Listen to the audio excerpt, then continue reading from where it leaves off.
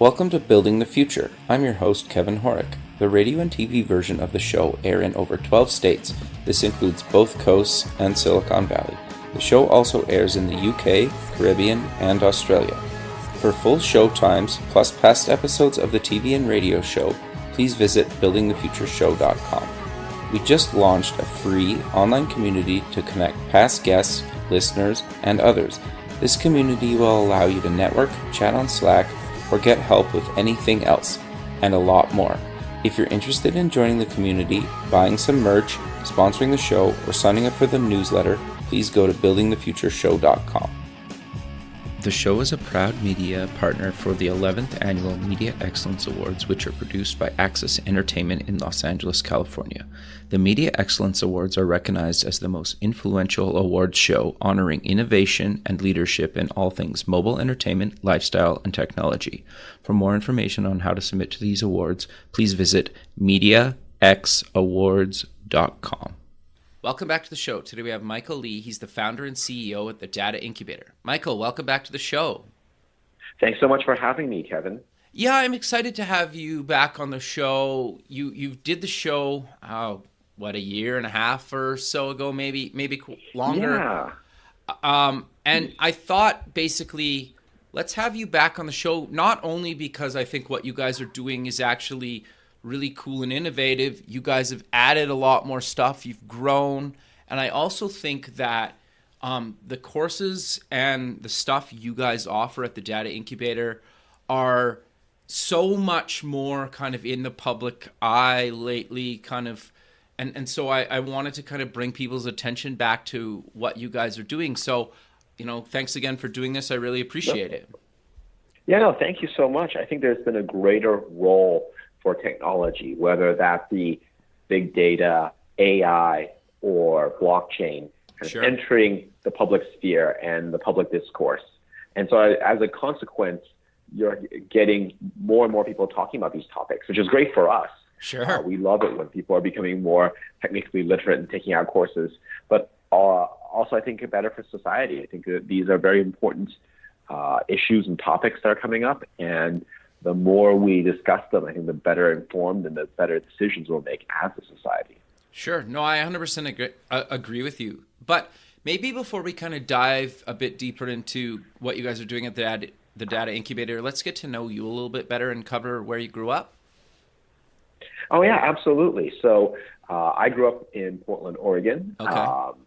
and moved east sort of for college. So Okay. went to Princeton for my undergrad. What did you take there? Computer science. Okay. And what was there like a defining moment in your childhood, or what got you interested in kind of taking computer science? Yeah, so, as a kid on the West Coast who grew up in the 90s, I think the tech boom probably had this immeasurable impact. Okay. At some point in middle school, we all thought that we're going to go and become millionaires by the time we were 20. And then, of Sure. course, the first tech bubble pops, right, in Yeah. 2000, and those dreams have to be put on hold.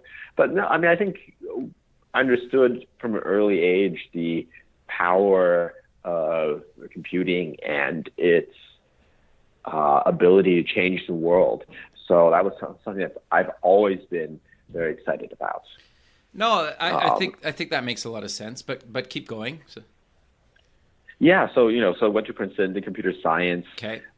Really interested in how those things kind of how computers can affect our world, but then also really saw at least at Princeton this the importance of kind of mathematics and statistics, how that can play a very important part of our society. Remember, this is the early aughts, so there's huge interest now in sort of quants and what you can do with computers and statistics on Wall Street. So I was very interested in kind of how you combine those two things, like computation and science. Okay. So I did a master's in statistics at Cambridge. Wow. I was on a Marshall. I was fortunate enough to be sort of funded by a Marshall from the UK government there. Wow. Spent 2 years there, came back to Princeton, ultimately did my PhD in applied math, Wow. Again, trying to understand how mathematics and computation kind of can be useful, not just sort of theoretical stuff, but really applied to the real world. And then, about that time, I think, did a little bit of work in Wall Street. So the usual suspects, right? Like your JP Morgans, your D.E. Shaws, Bloombergs, those kind of quantity places. And then moved over really to data science. I was a data scientist in residence at Andreessen Horowitz. Actually, the first time they had that position. And then moved over to Foursquare, where I ultimately kind of headed up data science monetization, trying to really help the company make money from the fixed number of eyeballs that show up to our properties every month. And through all of that, I think I had a good deal of experience understanding, well, this is kind of both, this is how you can apply data in the real world to accomplish an organization's goals, right? And really sort of drive the bottom line. And I knew that there were more and more companies that were looking for this and looking to embrace data. And so that's why I went and moved over, started my own company, the Data Incubator, where I'm the founder and CEO, and really kind of focusing on this is how companies need to really think about talent in this space. Sure. No, I think that's great. And you kind of quickly just covered how, like, why you decided to kind of do it. But was there kind of like a defining moment where you were like, you know what, I just need to like set up this kind of the data incubator and like, why did you decide to found it instead of, trying to maybe go work somewhere else or do something, kind of different? Because I think it's super important, but I'm always kind of curious if there was like a defining moment that made you just say like, you know what, I just need to go for this. Yeah. Look, I think I was able to see a problem in the hiring and training market as a person who was on both sides of the interviewing table, right? So as a PhD leaving academia, I could see some of the shortcomings. And then as a hiring manager trying to hire talent, I could sort of see some of the problems from the other perspective. And sort of having completed that full cycle, I started realizing, look, there's a lot of things that we can do to help smooth this process out. And that's why I started the Data Incubator. And the first thing we did was we had this fellowship program where every quarter we bring in the top 2% of the 2,000 plus applicants we get. So, it's a very, very selective program. These are all folks who have PhDs, master's degrees from places like Harvard, MIT, Caltech, Berkeley, Stanford, right? The sort of Princeton, so usual top tier institutions. Sure. We work with them, we train them up. The program is free for the fellows who get in. And then we work with hiring companies who are looking to hire. And the way we monetize is so we get paid a recruiting fee on the back end. Interesting.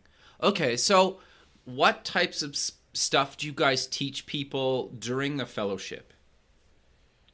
Oh, that's a great question. I think the way we thought about the fellowship is that a lot of it comes from the selection, right? So we are choosing the people who have 90% of the skills that are necessary to being a data scientist.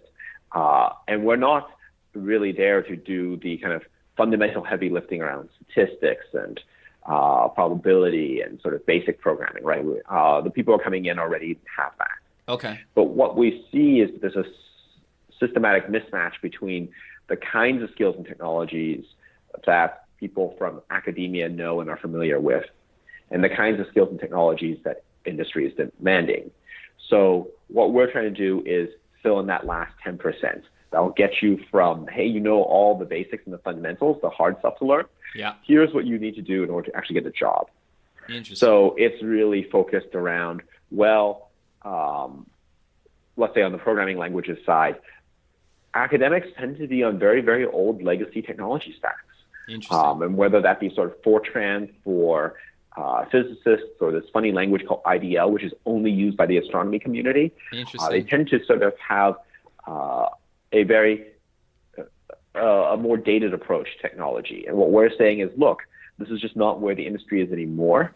And what we want to do is get you caught up on some of the latest tooling. So whether that be in Python or R, whether talking about MapReduce or Spark, getting people using the kind of tools that they're going to be using in industry, explaining to them the new concepts and the new paradigms, how to do that, and making them so much more productive.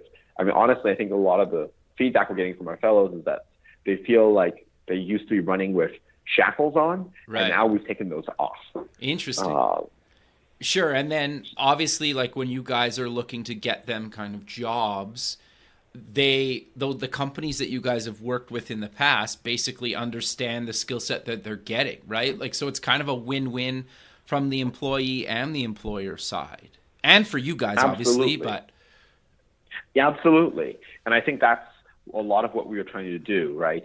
One of the pieces I have in, I think it's Fast Company. So I do a lot of sort of writing. Sure. And one of the pieces I wrote in Fast Company was about how companies, and particularly the HR departments of companies, are really focused on these buzzwords. So they're looking for a key set of things that people claim they know on their resumes for hiring. But that's not particularly effective. What you really need to know is whether or not people know what the ideas, the core concepts. Because if they know those kind of core ideas, then it's relatively easy for them to learn the latest technology.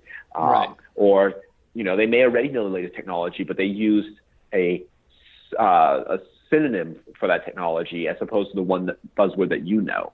Right. And so it's very easy for employers to miss good talent as they're skimming through resumes because they don't have that kind of expertise. And it's very easy for them to choose the wrong kind of talent because they oftentimes choose people who claim they know something because they once looked at it in an afternoon for fun. But when you really drill down on them, they don't actually kind of know these ideas in depth. Sure. So that's a lot of what we're focusing on in our selection process. And then in the training process, making sure people are completely caught up with all these different technologies so that when they go and try to get a job, they now have a good tool set that they can talk about and address. Sure. No, that makes sense. So, and correct me if I'm wrong here, but a lot of companies that would come to, the data incubator is because maybe they're hiring a data scientist for the first time, or maybe they have some employees that are looking to kind of get trained. But I'm curious though, is part of the thing that I think would make me struggle is hiring a data scientist is, yeah, sure. I don't understand, like, obviously I'm not a data scientist. So it would be really hard for me to actually hire somebody that I could verify, without somebody like you guys to say like, yes, they really are a true data scientist. Because your point a second ago about like, just because I, read about it online or, goofed in it for an afternoon doesn't really mean I'm a data scientist, right? And so I think bridging that gap is kind of really great that you guys are kind of doing that. Yeah, no, thank you. Yeah, and I think that's a lot of the reason that people come to us, right? Okay. So half of it is half of our business comes from sort of established data science teams who are basically looking to augment their hiring pipelines. So they maybe already have 5-10 folks and they just need that 11th, 12th, 13th person. And then the other half of it are sort of smaller companies or even larger companies that are trying to make that first hire. And they take comfort from the fact that very established teams are working with us already, right? And are hiring from us. Sure. So how do you work with companies if they're looking to train some of their employees? Yeah. So basically what happened was maybe 2 years ago now, companies would come to us and say, great, we hire 2, 3, 4 folks from you a quarter. These are sort of the Fortune 500 clients that we have. But that's not enough. What we really need, right, what the company's telling us, is to take the hundreds or thousands of actuaries and statisticians and folks like this, with this kind of background, I call them proto-data scientists, and get those proto-data scientists trained up to become full-fledged data scientists. So what we did was we took our curriculum. So we have an 8-week fellowship. Each week is a module. Okay. We broke up all the curriculum into these individual modules, and we deliver those on site, usually in person, but we have the capability of doing live. Okay. Online, and but it's always live training, and doing it for companies in kind of bite-sized chunks. Okay. And we work with companies to figure out what their learning path is. So this is where you're starting. This is where you go. Here are the classes that don't make you retake material that you already have because you already have the prerequisites, but get you to the place where you need to go because the world is a changing place and you need to be able to make sure your talent is able to adapt to that changing business environment. Interesting. So that's a lot of what we've been doing. We've expanded our training modules, so we're now probably up to about 20 of them now. Interesting. And doing a lot of training with corporate customers, a lot obviously in banking, a lot in healthcare, and actually a reasonable amount in the government now. And so the DC area. Okay, interesting. So you kind of touched on it, I think, but correct me if I'm wrong. What are, like, if I'm an employee and my employer's willing to train me, do I need to have certain skills to actually get you guys' help, or how does that kind of work? Yeah, so one of the things we did as we were expanding the curriculum is we took this sort of very, very advanced curriculum that we had that was more focused on fellowship, right? So people who are already pretty skilled, and we added a bunch of prerequisite classes to it. Okay. So these kind of foundational courses, we found are actually some of the things that the corporate clients are actually really most in need of training on. Okay. And it's things like, the target audience might be an analyst, right? Somebody who is used to playing with data, but Okay. they're doing it in Excel. They're doing sort of fairly simplistic analyses. Right. And they know that their tool and their capabilities are limited, and they want to break beyond that. Okay. So we sort of help them start doing things automatically, automating those processes, start applying techniques that are more statistically sound, that are based on machine learning and AI, and really kind of getting them up to a more advanced level where now they're able to take some of the more advanced courses that we have in our fellowship. At the very high end, it might be things like Spark or Spark or AI or deep learning, Okay. right? Some of these very kind of popular, perhaps sexy topics now that people like to talk about. But, you really need to have a pretty strong background to get to those topics.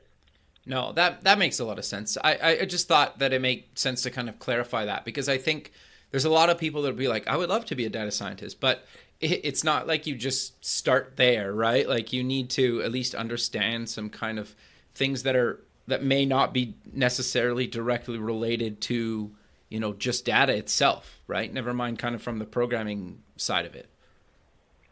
Yeah, that's right. I mean, I think that there's, when we talk with either potential students or sort of learning and development groups, there's a huge emphasis on what's sexy, what's hot right now, right? Yeah. So everyone wants to learn about, let's say, deep learning, and they want to build complex neural nets. But if you can't write a for loop to save your life, you're not going to get there. Sure. So, a lot of our kind of conversations with these kind of learning development groups or sort of data groups that want to become data scientists, a lot of that is about sort of customer expectation management, like explain to them that, no, you need to eat your vegetables before you can have desserts. Sure.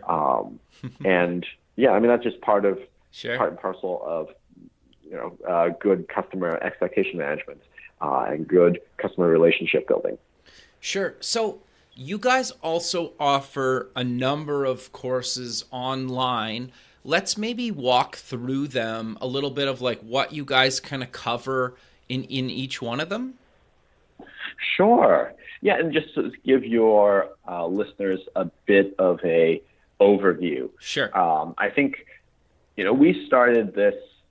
maybe a year and a half ago, because we realized that, look, we have this fellowship, which is for sort of super advanced people that are trying to make that transition into data science careers. We have a sort of corporate training program, which is for entire groups within companies that are looking to skill themselves up, or sort of large corporations. But what happens if you're just an individual in a large corporation, or you're a data science group, but you're just 2 or 3 people, or you're a working professional. You don't have 8 weeks to take off to just go and do the fellowship, right? Right. What can you do? So we started offering these online courses. The idea is that they are kind of nighttime courses for you to that you can take while working. Okay. The material is spread out. So, a typical module that we may do in 1 week in sort of a corporate training or a fellowship type mode where it's, full day, 8 weeks, 40 hours, that gets spread out over 4 weeks to make it more bite-sized and manageable. Sure. No, I think that's awesome, man. I think that's really great. So let's maybe walk through some of the courses you guys kind of offer. Yeah, absolutely. So I think, the 2 most popular are our Data Science Foundations course. Okay. And that's really kind of the first entree into data science. We view it very much as sort of a prerequisite for our fellowship. In fact, a lot of the people who are looking to apply for the fellowship but think that might be a little too advanced for them, they actually end up taking this Data Science Foundations course first as kind of a prerequisite that then kind of flows naturally into the fellowship. So that's kind of what that's about. And it's really the nuts and bolts, the blocking and tackling around data science. It's how do you handle unstructured data? How do you handle, even just structured data? How do you do this in a programmatic way? How do you use tools like Python and Pandas and scikit-learn to start doing that? It starts delving into the basics of machine learning so people get their foot wet there and dip a toe in. And it kind of builds that core foundational knowledge, which is then needed to go into all sorts of other courses. Right. The other really popular course that people follow up with, oftentimes, right after this sort of foundations course, is the applied machine learning course. So the idea there is really to do it's the same length. Both of these are 8 weeks at night, 2 days a week. But it's really focusing in on, now that you've mastered some of these basic programming concepts, let's start getting you into learning more about how do you apply that kind of machine learning statistics in machine intelligence layer? How do you do machine learning and do it correctly so that you're learning the right kinds of signals and getting the right kind of value out of data, as opposed to overfitting or underfitting, or just sort of generally building very not powerful models, right? Very weak models. Okay. And that's kind of a lot of what we do. We go through probably a dozen different types of machine learning models you can do. We really teach you a lot about how do you set up these training pipelines correctly, and very much focus on that machine intelligence bit. Okay. So for people that don't maybe know exactly kind of what machine learning is, maybe do you want to just kind of quickly describe that? Because I think that's super powerful. Yeah, no, look, machine learning is one of these really powerful techniques that I don't want to say they've come out of the academy in the last few years. They haven't. It's been something that has an ongoing topic of research for decades now.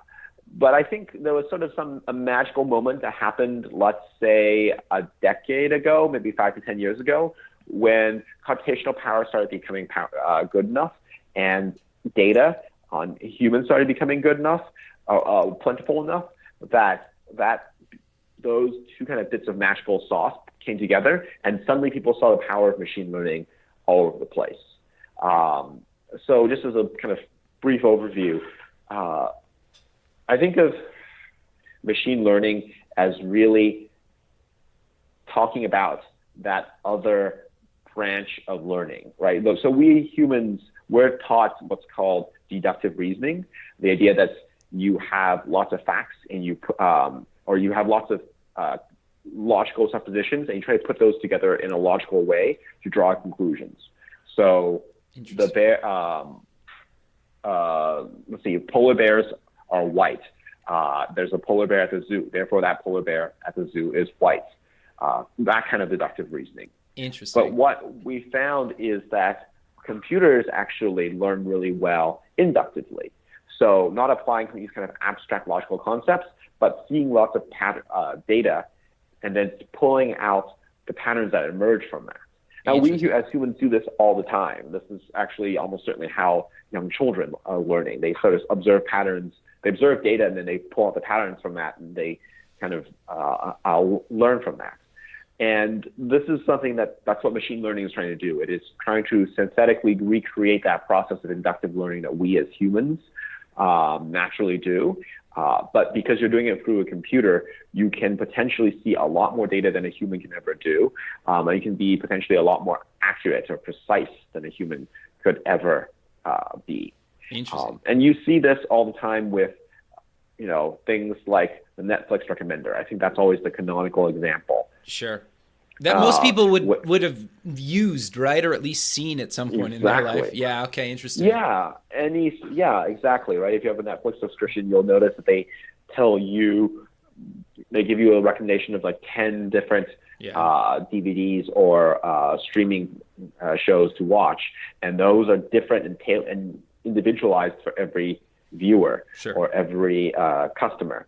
And what they're doing is effectively pulling out the patterns from a lookalike analysis. So they're inductively learning that if we look at the movies you've watched and like, and we look at what other people have watched and like, we can see that you fit into this kind of bucket, right? You have to have this lookalike group.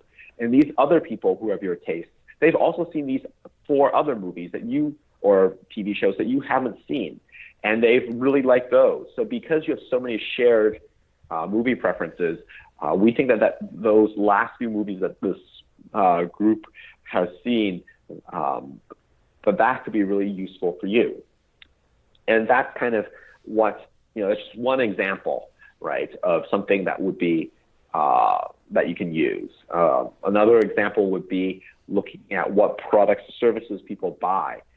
And when you see Amazon, on Amazon, right, a lot of people say, hey, or a lot of times you want actually buy a product, you'll see them say like, hey, people who bought this also bought, B, right? People who bought A also bought B. And that is based on that kind of lookalike analysis and machine learning and learning those patterns of behavior inductively that people have, that would be very hard for a single human to do, right? No single human knows the Amazon purchase history of every single product in the company's history. That's impossible. But the algorithms and the computers are able to do that and are able to give you very precise recommendations. I feel as if a human who sort of has that kind of domain expertise is there to curate and give you examples. Give you recommendations. Sure. No, I think that's quite fascinating. You guys also offer a course on kind of artificial intelligence and TensorFlow. What exactly do you teach there? Because I think that to me is kind of very much in kind of the public eye right now. Absolutely. So, I think that there's been a huge interest in artificial intelligence. And when people talk about artificial intelligence, at least, let's say within the public discourse, or within sort of like an within an industry context, typically what they're talking about is deep learning. So this idea that you can use neural nets, which is a specific type of machine learning that's in some sense modeled on how brains work, and that they have you can sort of structure them based on these different layers. So in a neural network, you might have 3 or 5 or 8 or 100 or 1,000 layers. And what has been really exciting, and I think Google really kind of pioneered the usage of this, was building these deep learning networks that are way deeper than the previous networks we've ever built, right? Where you might have hundreds of thousands of layers, and having the kind of computational resources available to you to be able to do that, which is a big, big challenge that we're only beginning to understand how to solve. Sure. And building these kind of technologies. But the results have been really amazing. I think the kind of first application of this was for image search. So if you know, like image.google.com, if you go there, you'll be able to search for images. Yep. What they found was that by applying a neural network, they were able to get something like 5 or 10 years worth of progress. Wow. With one model, right? Wow. Compared to what they used to do, compared to previous techniques. And it was kind of a big game changer. I think they sort of realized this, and they've been applying it to different parts of the business ever since to try to get some of these really big speed ups. Okay. So there's, immense technical challenges here. It's a very, very complex kind of technology that's been made a little bit simpler by tools like TensorFlow and Keras, Sure. which are kind of tools that make deep neural network training a little bit easier. But there's a lot of mathematics behind it. There's a lot of kind of core technical topics, and then ultimately it takes a while. You need a lot of computational capacity because it's very expensive to train. Sure. No, that's quite fascinating to me. Do you maybe want to kind of TensorFlow's the open source Google one, correct? That's right. Do you maybe, and then what was the other one you mentioned? I haven't heard of it. Oh, it's Keras. Okay. It's sort of so TensorFlow, I think, has gotten a lot of love, maybe particularly because it is Google, Sure. the tool that Google uses internally, and they've open sourced it. Okay. So it's probably gotten the most public recognition. Sure. Keras is the one that's sort of built on top of that, and the idea is that there are lots of operations in TensorFlow you can do over and over again, Okay. but it's a lot of lines of TensorFlow code. So Okay. Keras kind of abstracts some of that and makes it a little bit easier for you to write the code. But it sits on top of, or can sit on top of TensorFlow. Interesting. Okay, very cool. Yeah, no, that's always quite fascinating to me. So,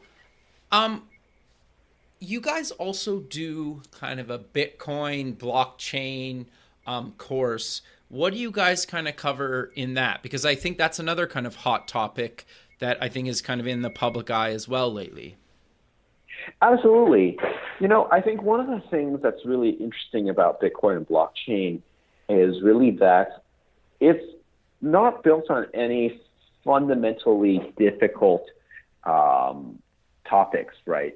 Sure. The core technologies to build this have been around since almost the dawn of computing. But it's really putting together these little blocks correctly and understanding, the way I like to talk about it is that it's one half computer science and one half sociology. Okay, interesting. And it's really understanding how people use these kind of cryptographic tools, if you will, things like hash functions, and then connecting that and economic incentives to sort of say, like, well, at certain points in time, people have certain pieces of information. They're going to be incentivized to act in certain ways. And because they do, that incentive then gives rise to the behavior that collectively allows the blockchain or Bitcoin to remain stable and be that store of value. Interesting. So, okay. Yep. So what types of stuff do you guys kind of cover in the course then? Yeah, so I think a lot of it is trying to help people. It kind of comes in two parts, right? Like, Okay. One is the kind of the core technologies, Okay. the core ideas, like things like hash functions, signatures, what does it mean, Merkle trees, those kind of core basic building blocks of, Right. of blockchains, blockchain technology and Bitcoin specifically. But then understanding how those pieces come to play, how they interact with the incentives of the people within the system, and how that gives rise to Bitcoin. I mean, one of the interesting things about Bitcoin is that there isn't actually like a Bitcoin. There isn't a computer somewhere that holds your coin. Sure. There isn't an actual thing that you can hold in your hand but like you can with, let's say, a gold coin. Sure. The notion of coin is a somewhat abstracted notion. It's this idea that there is this, I don't know, virtual ownership that you can have that in the network cannot be destroyed, and that you can then irrevocably give to someone else, and that you can then use and interpret and hence use as a means of storing value. And it's really about how these things kind of build up to give you this really almost magical behavior on the internet. It's teaching people that I think that this isn't just 100% magic, that the building blocks of this are actually not that hard. And so if they want to sort of really understand what's going on, or sort of ask that, well, why can't you just do X? You'll start to understand what some of those technical constraints are and why it is harder to do. And I think there's a lot of interest from this course from the banking sector, because they understand, right, financial services, that this is certainly a very viable threat to the existing business model, and that this is something they have to understand as an institution if they're going to be able to meet the challenge. Yeah, that's interesting that you mentioned that, because like I've always kind of seen, and this is a very oversimplification, but if you just took away kind of paper money and you just had your like online bank account, like, and you almost say that like, okay, like each dollar is kind of like a Bitcoin. I know that's not the correct way, because sometimes like one Bitcoin's worth $10,000 or something.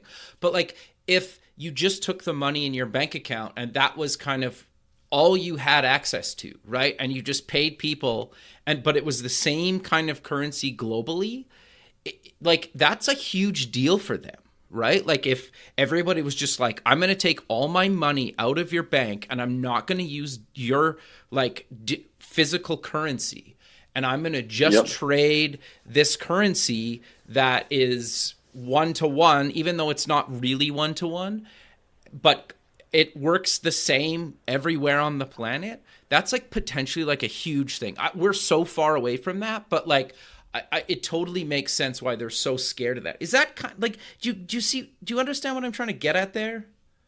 Yeah, I mean, I think that's right. And that kind of digital disruption is something that banks are fearing, not just from Bitcoin, but even from the technology giants on the other side. There was a study by one of the top 20 consulting firms, right? I forget if it's Bain, McKinsey, or BCG, talking about digital disruption within financial services. Okay. And one of the things they traced was consumer confidence in the ability of different companies to handle their money. So do you trust, PayPal to handle your money? Do you trust Wells Fargo to handle your money? JP Morgan Chase? Sure. What about Apple? Sure. What about Google? Sure. PayPal, that I already mentioned.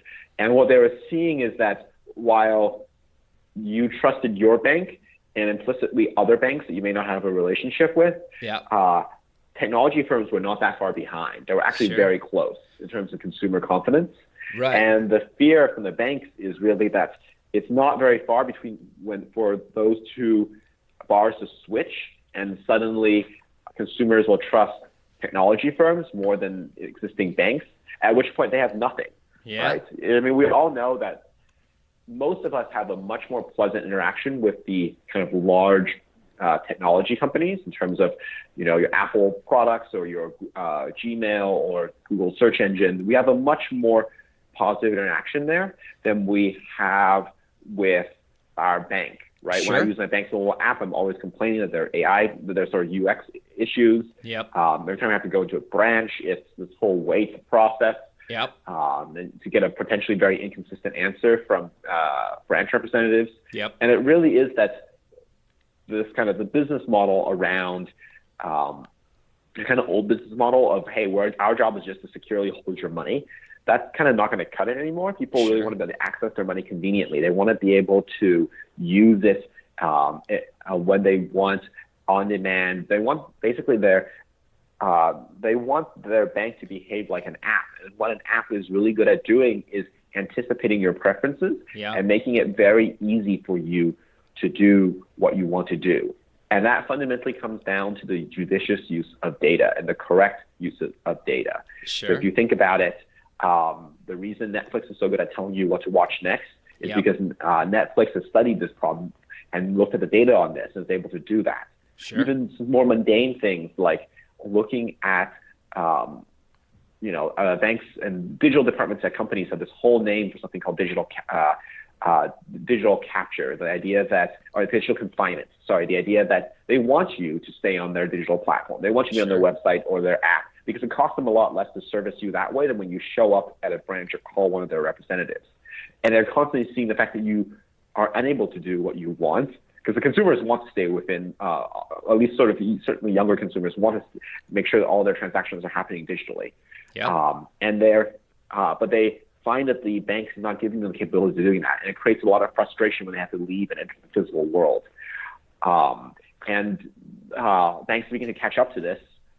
They're looking at this notion of digital confinement, looking at journeys and seeing how the data about consumer usage can inform them on where people are leaving the digital platform, so they can start spotting the reasons why they're leaving the digital platform and either making it smarter or tweaking the UX to make that more clear so that people stay on.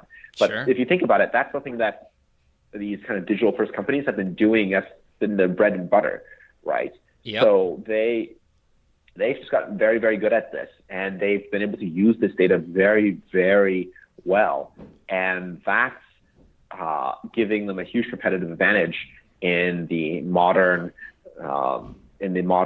environment in which companies and people, those interactions between the consumer and the company are often happening across the digital medium, whether it be desktop, notebook, tablet, wearable. And when you have that, you need to be a master at this medium. And it's very hard for these large companies, these large legacy non-digital companies, to master that media. Yeah, it's actually quite interesting. I was reading kind of another article. I know the one you're talking about. There was one that was saying that Starbucks is the most successful kind of digital currency kind of globally because they have so many locations globally. And at first I was kind of like, no, that's kind of stupid. But then I was like, no, that's actually really correct. Sure, I have to put my regular currency into their app, but it works in Canada, it works in Mexico, it works in in the United States, it works in Europe and a handful of other countries on the planet. And if you think about if your bank account your employer put your paycheck into your Starbucks account or your Apple account or your Google account, and you just tapped your phone to pay for things kind of globally, why do you need a bank, right? Yep. Because Apple Pay works in a handful of countries already. Google Pay works in a handful of countries, and Starbucks and other. If you just it's an interesting concept, right? We're years out from it if it ever happens, but it got me kind of thinking, right, about the whole space, and I didn't really realize Starbucks is kind of a digital currency, but it very much is, right? Yeah, look, I think that you're seeing this more and more, and the payment space is kind of heating up because of this. And it's not just, payments, right? Sure. They're under attack.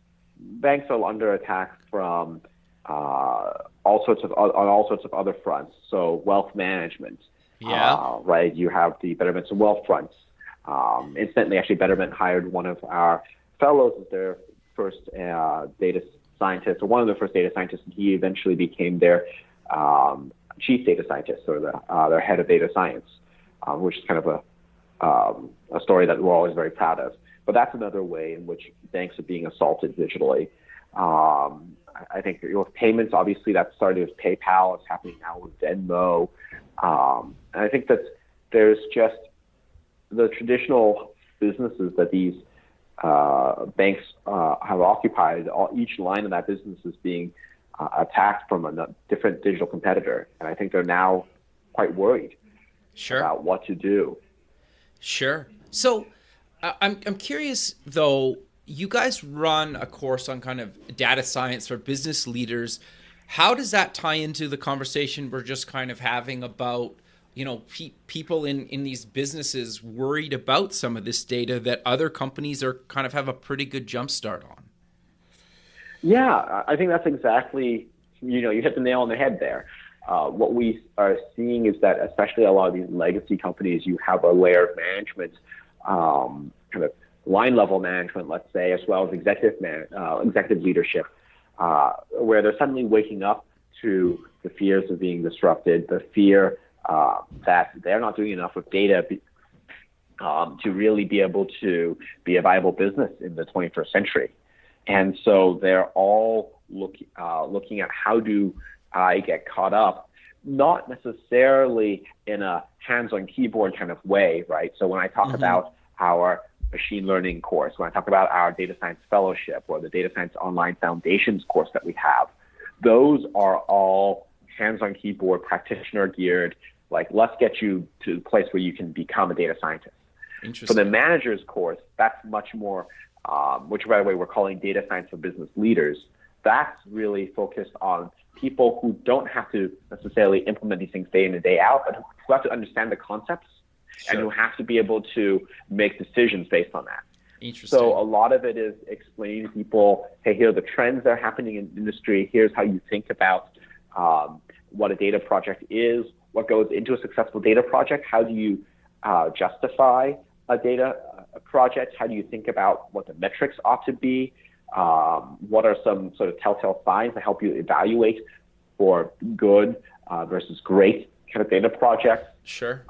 These are all things that you have to understand as a manager. I think as we've gone through, what we've seen is that there's a lot of interest from different managers who want to be champions for data, but they're not sure how to do that. Sure. And they're not sure how to do that specifically within a corporate context. And so one of the things we do is we help them schedule courses around July and August, when a lot of companies are starting to, because right immediately afterwards, a lot of companies are going to be gearing up to do annual budgeting. And so they want to make sure that their key stakeholders understand what how important data is, so that when the bank or whatever the large company is, the enterprise goes to set that agenda for the next year, they appropriately incorporate data and understand the value of data in that budgeting process. And a lot of it goes with explaining to people who want to be data champions, hey, this is how you might think about becoming really data savvy. These are the things you might want to do to promote a greater culture of data literacy within your company. Thinking about how do you find projects that will give you some immediate success, so that you can then go in at the next budgeting cycle and use that success to justify more funding and more headcount and more growth, to really build out an operation that's sustainable, as opposed to kind of a one-off project. It becomes a active, ongoing part of the company. Sure. No, I think that's great. You guys also offer a few more courses, and we're kind of coming to the end of the show, but I definitely want to kind of quickly mention each of them just to get kind of people thinking about it. So you guys do one in deep learning. Do you maybe want to give a quick overview on that one as well? Yeah. So, deep learning is obviously a major topic right now. I think I was talking a little bit earlier about how artificial intelligence is often used as a term for deep learning, and that deep learning is really about these kind of neural network type of topics that let people really learn about much more complex situations than they've been able to do before, and are really kind of at the forefront of both academic and kind of industry research on what can be done with machine learning, right? So I think that's the reason we're offering a class on it. Sure. Sorry, go ahead. No, totally. And then you guys do kind of a DevOps course. Do you want to maybe cover that quick? Because I think those people, to actually find a really good DevOps person, you could probably argue might be the one of, if not the most important person on your team, especially if you're a software startup. Is that fair to say? Yeah, very much. It sounds like you have fought the battles of yes, very much so. Startup. Yes, very much so. Yeah, look, DevOps is incredibly important. And I think the angle that we take on it is there's a lot of people who kind of understand how to do DevOps for sort of your standard software system. Yeah. And we cover that. But we also add in what happens when you want to put in machine learning and deep learning into your system. How do you version your models? How do you keep track of them? How do you test for the correctness of that model? Sure. Right? A unit test is great when you know exactly what the behavior should be. But it gets a little different when you have a model that's just supposed to be smart, right? It's not. There's not, sure. not necessarily an easy to write down correct answer. And then how do you get these models up into production? How do you ensure that production equals development?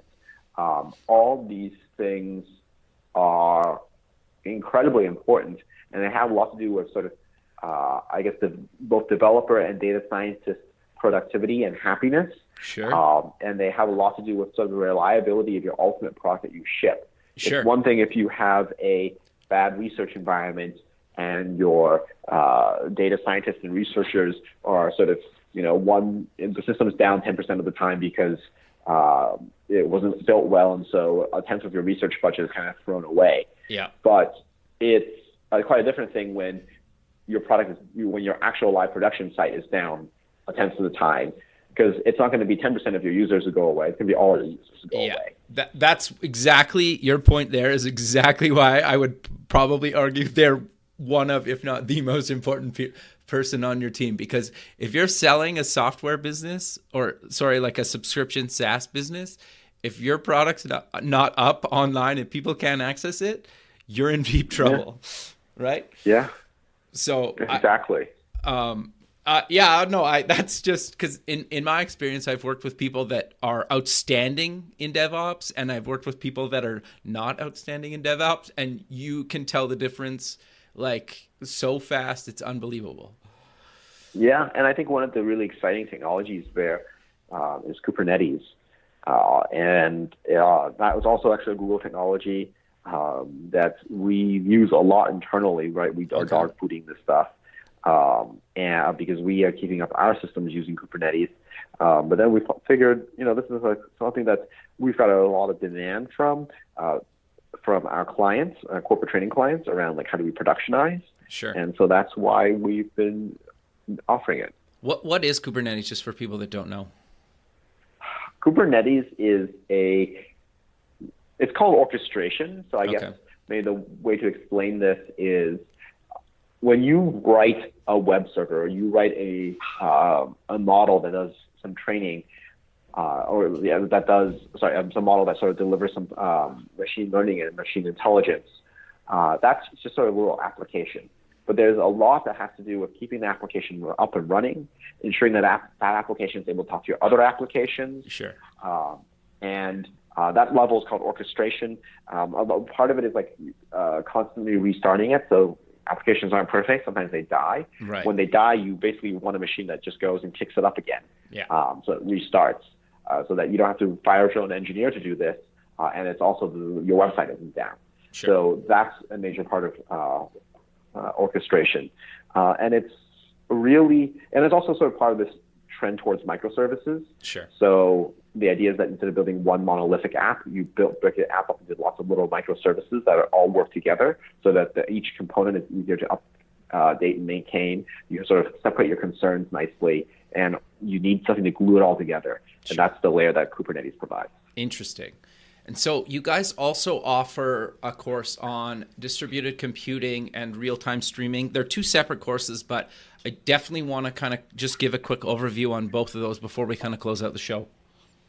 Absolutely. So, with distributed computing and Spark, I think that's the name of the game with big data, right? It's not the data you can fit on your computer. It's the data that you have to fit on a cluster because it's so big you can't reside on any individual computer. And then it's about how do you process that data when it's spread out over 1,000 nodes on your 1,000-node cluster.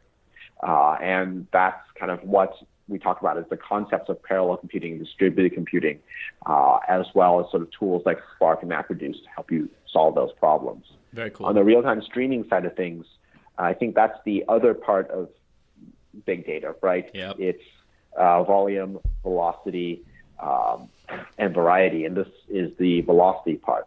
Consumers are becoming increasingly impatient. They want these results immediately. Yep. And so you have to start training and learning about consumer trends, customers and user trends immediately, put those into production. And that's about real time. It's about streams, I guess, and handling data in a kind of a different paradigm where, you may have a huge data set that you eventually collect, but right now you only have the first 100 megabytes of it. So do what you can now. Oh, and by the way, every second that comes by is another 30 kilobytes of data that you have to then assimilate, update, incorporate into your model, and push out to production. Sure. So it's about how do you do this in a way that's kind of robust, faithful to the mathematics, but also doable technically. Sure. And you guys do that with Amazon, right? Yeah, that's right. Yeah, we have some really great collaborations with Amazon that help us be able to deliver for their customers. Sure. And also allow us to sort of do trainings for them. Sure. That's why like people get so angry sometimes when, they'll like once a year, once every couple of years when like the Amazon Web Services goes down, like half the internet goes down and you can't watch Netflix or, everybody's been there. But we also, I think, relate it to like, if your Netflix movie or TV show doesn't start up instantly, people get annoyed. So I think, those are just real world cases that I think a lot of people have experienced. Yeah, absolutely. But Michael, we're at the end of the show. Again, I really, really appreciate you taking the time out of your day to be on the show. But let's close with mentioning where people can get more information about you guys. Yeah, so if you want to learn more information about the Data Incubator, we're at www.thedataincubator.com, or you can just Google the Data Incubator, will be the first hit. Perfect, man. Well, I really appreciate you taking the time in your day to be on the show, and I look forward to keeping in touch with you, and have a good rest of your day. You too, Kevin. Thanks very much. Okay, bye. Bye. Thanks for listening. To join the free community, buy some merch, sponsor the show, or sign up for the newsletter, please visit the website at buildingthefutureshow.com. The music for the show is done by Electric Mantra. You can check them out at electricmantra.com and keep building the future.